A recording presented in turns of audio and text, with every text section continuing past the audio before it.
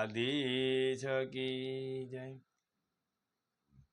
શ્રી માધવરાયજી સ્થાપિત આચાર્ય ગૃહ જુનાગઢ મોટી હવેલી ઉજ્જવલ આચાર્ય પરંપરા।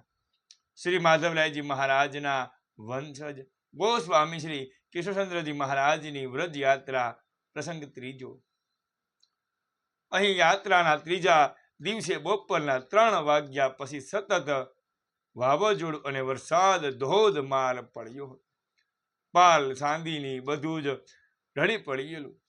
સર્વ બાળકો પાલની બહાર પધાર્યા અને પ્રાકૃતિક સૌંદર્ય નિહાળી રહ્યા હતા।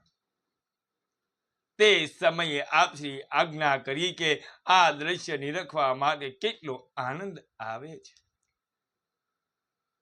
યાત્રા તરફથી 9ના દિવસે કામવંતી યાત્રા બરસાના આવી પહોંચી છે। ત્યાં પણ 3 દિવસનો મુકામ રહ્યો।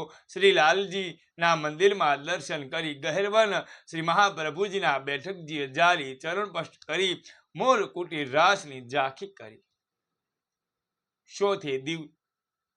ચોથે દિવસે સવારે ઢિઢોળા શ્રી ચંદ્રાવલીજીની બેઠકજીમાં જારી ચરણસ્પર્શ કરી નંદગાંવ ભાદરવા સુધી 13ના દિવસે પહોંચ્યા છે।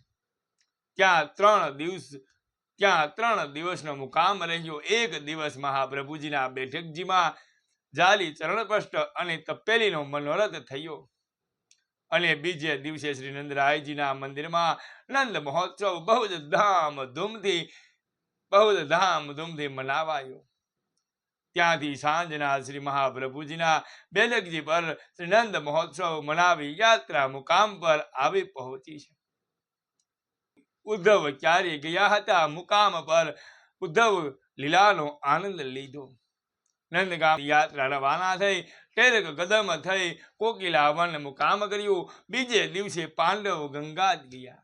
બઢેલને ચરણ ગંગા રાસોલી દધી ગામ વગેરે સ્થળોએ થઈ યાત્રાનો મુકામ કોટ વન થયો।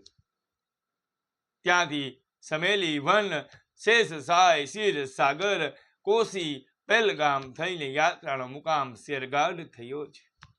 શેરગઢથી વિલાસવન બ્રહ્મઘાટ વગેરે સ્થળોએ થઈ યાત્રા શિરઘાટ આવી પહોંચી છે। શિરઘાટથી યાત્રાનો મુકામ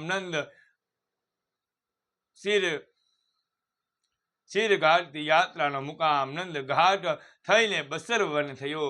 ત્યાંથી ભદ્રવન ભાંડીરવન માટ ગામ વગેરે સ્થળોએ થઈને યાત્રા નાવ દ્વારા બેલવન આવી પહોંચી છે।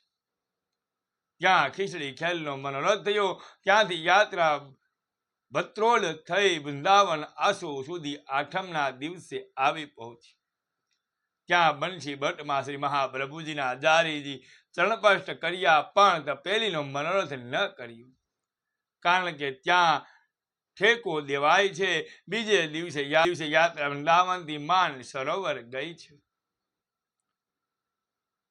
અહીંયા ગોસ્વામી શ્રી કૃષ્ણચંદ્રજી મહારાજની વ્રજ યાત્રા પ્રસંગ ત્રીજો અહીંયા પૂર્ણ કરીએ છીએ। કાલે ગોસ્વામી શ્રી કૃષ્ણચંદ્રજી મહારાજની વ્રજ યાત્રા પ્રસંગ ચોથો એ આપણે કાલે જોશું। ઉજ્જવલ આચાર્ય પરંપરાના પ્રસંગો જાણવા માટે અમારી ચેનલ ગિરીશ પાઘડાને લાઈક શેર અને સબસ્ક્રાઈબ કરજો જેથી કરીને આપને રોજના માટે ઉજ્જવલ આચાર્ય પરંપરાના પ્રસંગો મળતા રહે।